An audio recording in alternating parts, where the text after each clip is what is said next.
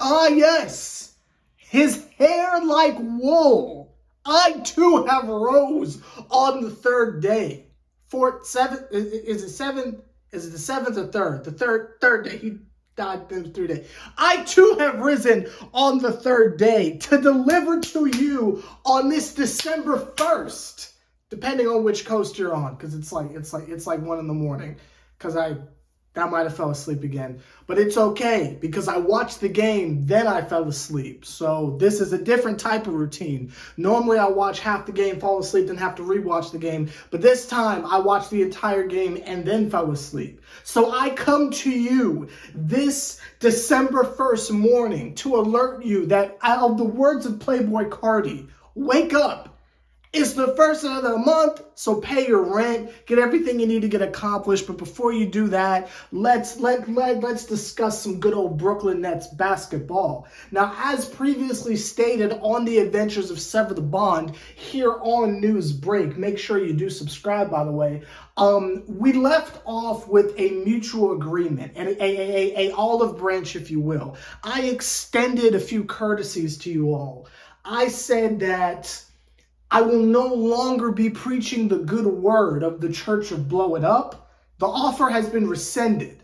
You guys didn't want to take part. You guys didn't want to join on the train, and that's perfectly fine. So the train has left the station. Myself, Gordon, James, Henry, the whole squad of secondary cast of characters of Thomas and Friends, we all left the station. But I decided to come back and stay behind for y'all. I decided to stay behind for y'all as a goodwill ambassador of the Church of Blow It Up. Those days might be gone. Those days might be gone, and I'm willing to succeed, and I'm willing to come to y'all's level, and I'm willing to go on about the rest of the season in the name of hope, in the name of good old Nets basketball. I just summarized the last 3 Nets Republic videos, so you don't have to worry about it if you missed a couple. Basically, I said blow it up. Y'all said no. The team said no. So I rescinded my offer. So in the spirit of not blowing it up and being optimistic of the team, which is what y'all want, what a game. My God, what a game. It was one of those games where I had to set aside narratives, I had to set aside my own personal agendas, and I had to just view. And my God, not only is Joe Harris back, but I really took a look at the game of Kyrie Irving and Kevin Durant. I really inspected it. I really sat there and viewed upon it. Because normally I'll watch the game in a broad sense. I'll watch it to see what everyone did. I'm not really zoning in on one particular player because there's no one really on the team I like that anymore. So I just kind of watch the whole team and kind of report on that. But today I really sat down and I wanted to make a point of viewing Kevin Durant and Kyrie Irving. Because I feel like when they're gone, we're really going to miss this 7-11 duo. And I have to say, it is a spectacular dynamic duo. The stuff that Kyrie Irving and Kevin Durant do on a nightly basis is not human, and I believe we've generally gotten numb to it. Now, I've spoken previously on Kevin Durant's greatness, but I want to go in depth tonight. And I just want to go not shot by shot, but some of the more impossible moments, if you will. We won the game. We beat a team at full strength, so I don't have any trash to talk. They just straight up won a game tonight. They beat Kuzma, Porzingis, and Bradley Beal at full strength. I don't think anyone was injured on the Wizards. I don't think. Like, was Hachimura out there? Is he still on the Wizards? I don't know. I don't believe any major injuries were really surfacing that needed to be addressed, to my knowledge. If someone else was hurt and maybe I just didn't know, they're clearly not important enough to be mentioned. But we basically beat a team straight up. And I got to say, Claxton did a wonderful job against Kristaps Porzingis. And KP has been on a different and I'm on a first name basis with KP. KP is on a different type of time. No DJ player. He's on a different type of time.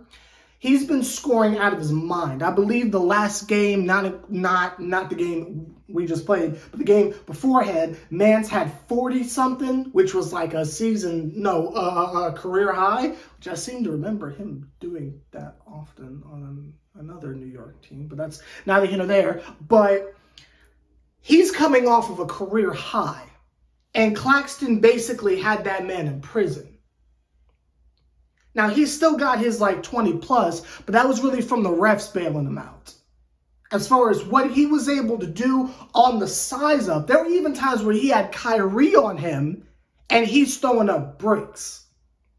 Now, again, I've got personal history with KP, so I know he's a bum. But he's coming off of a career high, so I thought maybe he turned the corner. But I have to tip my proverbial cap, if you will, throw that cliche out there, over to the defense of the Brooklyn Nets, specifically Kyrie Irving. There were multiple times where it was Kyrie guarding KP, and somehow, Kyrie's sprinting up the other side of the court with the ball, and KP's on the floor. There were times you had Joe Harris on KP, and Kristaps is on the floor at the end of the possession. And I'm not talking about some obvious foul. I'm talking about they're putting the clamps on him so hard, Mans is picking himself up off the floor while Claxton is Spider-Man rim hanging, DeAndre Bembry style. Yes, I miss him dearly. On the other side of the court. Shut him down. Wizards fans might feel some other kind of way, but to all three of you, no one asked. So how about that? I continue on. I thought Joe Harris played very good defense. I thought Seth Curry played really, really good defense.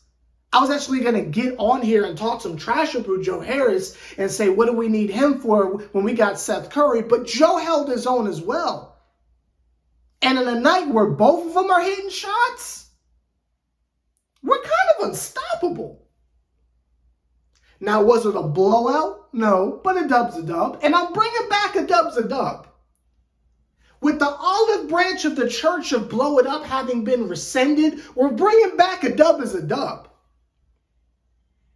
Because the more and more that we mess around and win, the more and more I kind of noticed on the slick, we're moving up the standings. We are, I don't have my phone with me, we are either 11-10 or 12-11, one of the two. But regardless, we're kind of, chugging along up the standings. Because other teams have been messing up.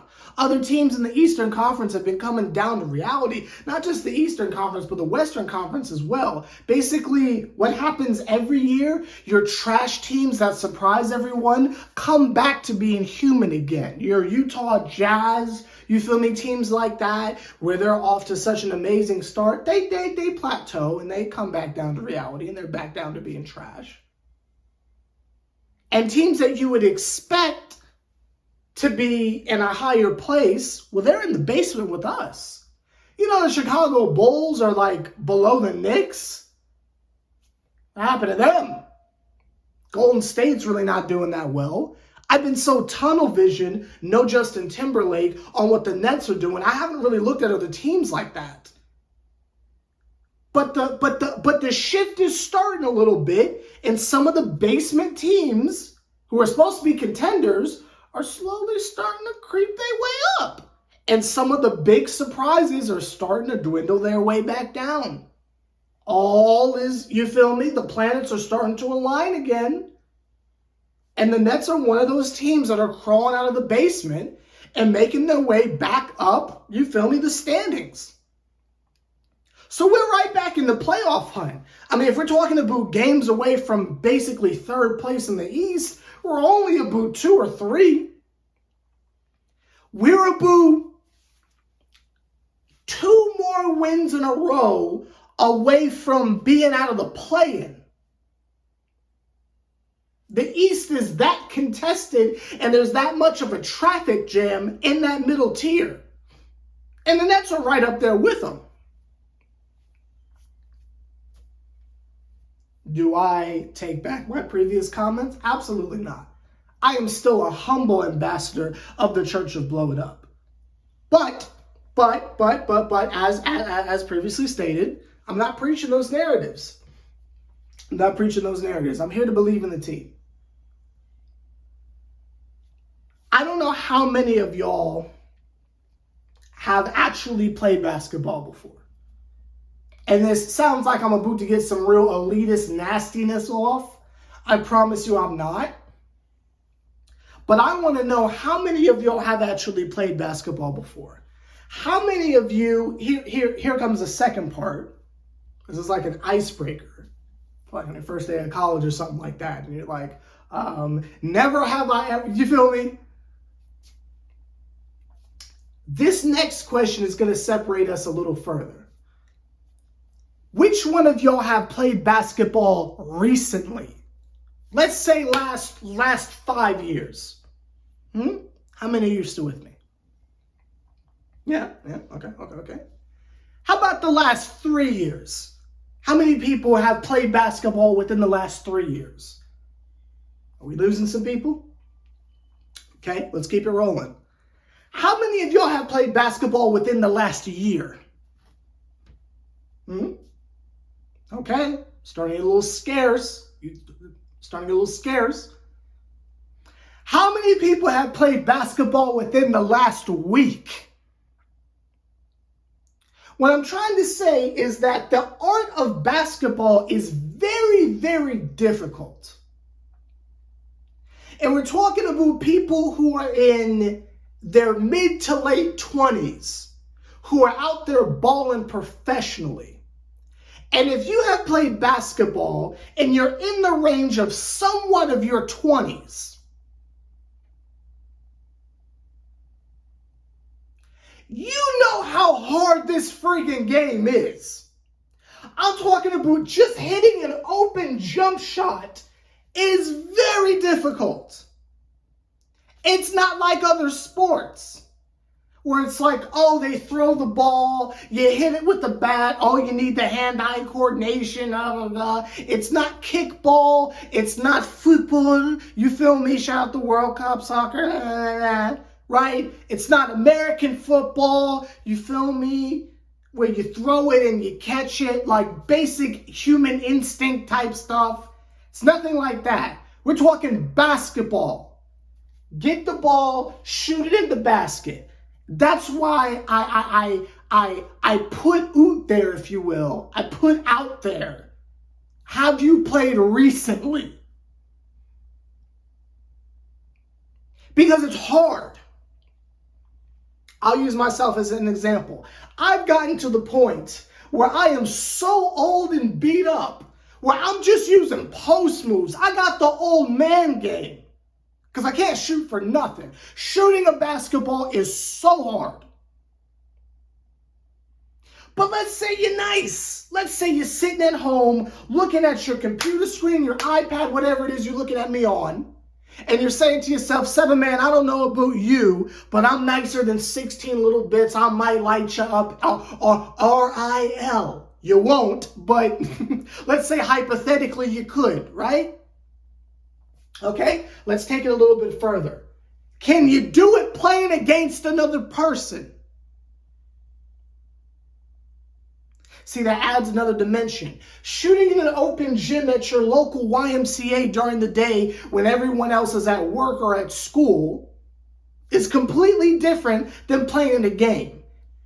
Let's go. And I'm going somewhere with this.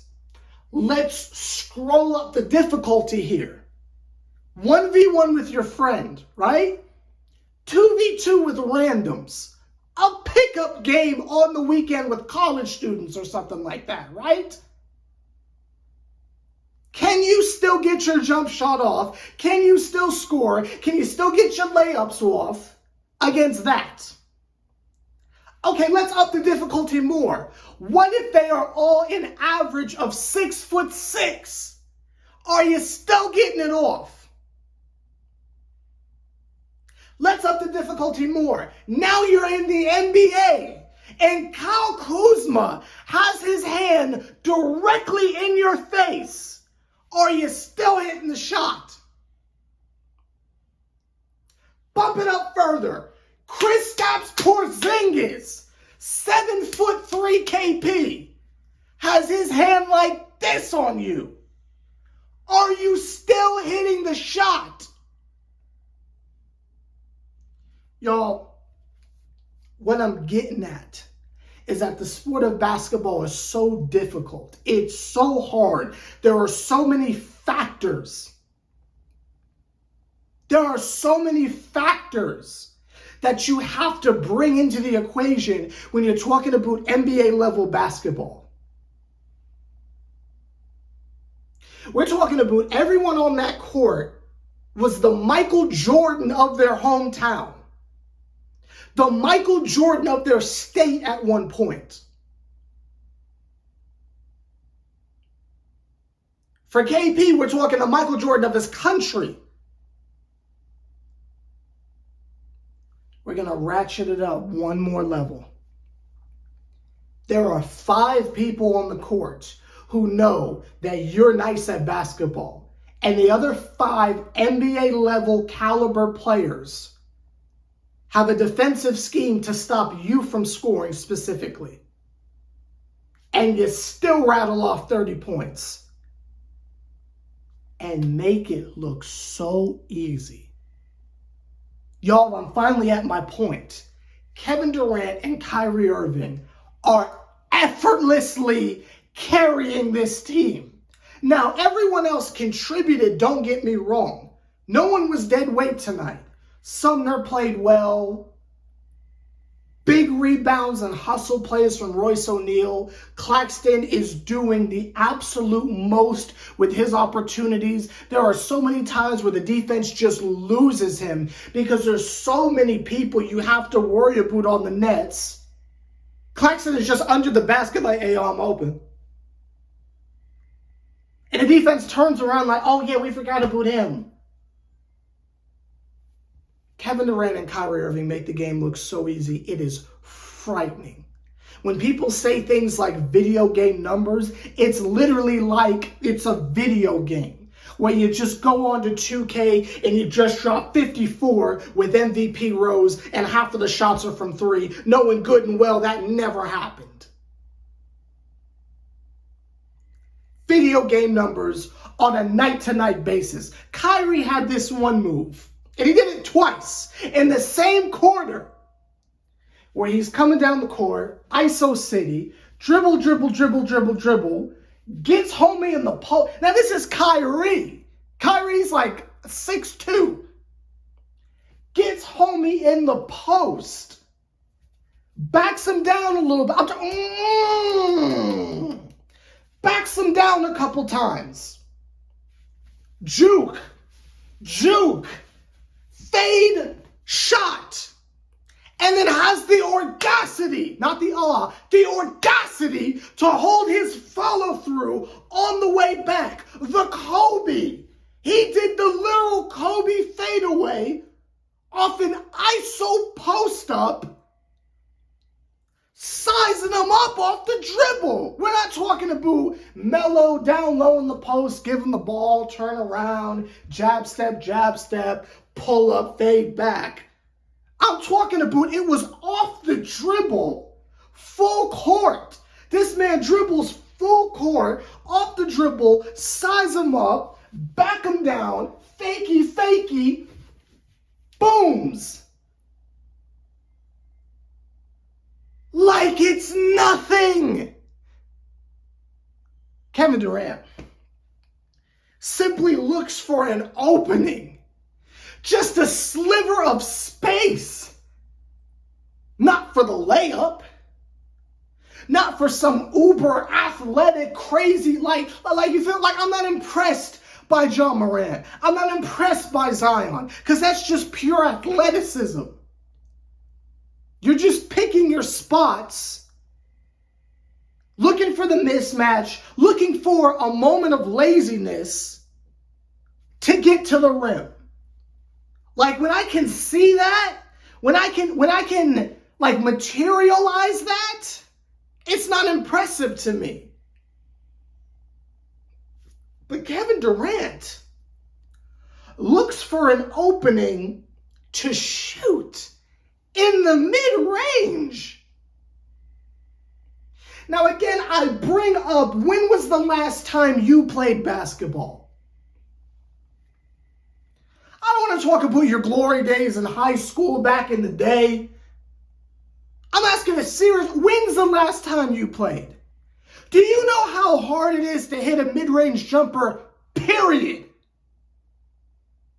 But then we're talking about it's contested, but there's like a sliver of an opening where man's arm isn't all the way extended up to contest, and you just pull up. Katie just be pulling up. And he's shot hunting. It's not like, oh, he's free off the Iverson cut, pull up. No, he's hunting and weaving for the shots. Pull up. Not dancing on the perimeter. Oh, hand down, man down, step back three. I'm talking, man is on a mission, bobbing and weaving through traffic. And yeah, the Nets have good spacing. But when the shot clock is at like, I don't know, like 5 seconds left, you got Claxton in the paint trying to get open. You got Joe Harris and them doing suicides, trying to get open. I mean, it's like trying to navigate LaGuardia. You feel me? Cars going this way, that way, this way, that way, you feel me? And Kevin Durant finds a way. It's like someone steps on an ant pile. And there's just ants going everywhere. It's like someone drops a box of puppies. Puppies everywhere. It's like someone said school's out for the summer at an elementary school. Little kiddos everywhere running through the halls. And this man finds an opening with 9 other people on the court. And still says, lay swish. And he does it time after time after time. Have you ever just really watched these two? And the fact that everyone knows they're going to do it, but you still can't stop them. I'm telling y'all, tonight I really watch 7-Eleven. I really watch Kyrie Irving and Kevin Durant. And I know the title of this video is Joe Harris is back. We didn't really talk about Joe like that, but he's hitting the shots. Shout out to him. But I mean, I really sat there and watched Kyrie and Kevin Durant tonight.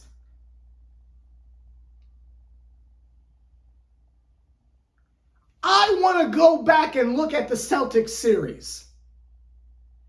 What were they doing to shut them both down? That defense must have been nuclear to stop Kevin Durant. Because the stuff I saw tonight, I don't care that it was the Wizards, that stuff tonight was just not human. Just on shot creation alone. I really want to go back and just look at that first round series one more time. And it just makes my mouth water for times of the past. We had James Harden right next to that. We had Karis LeVert, Jared Allen, and the fellas next to that.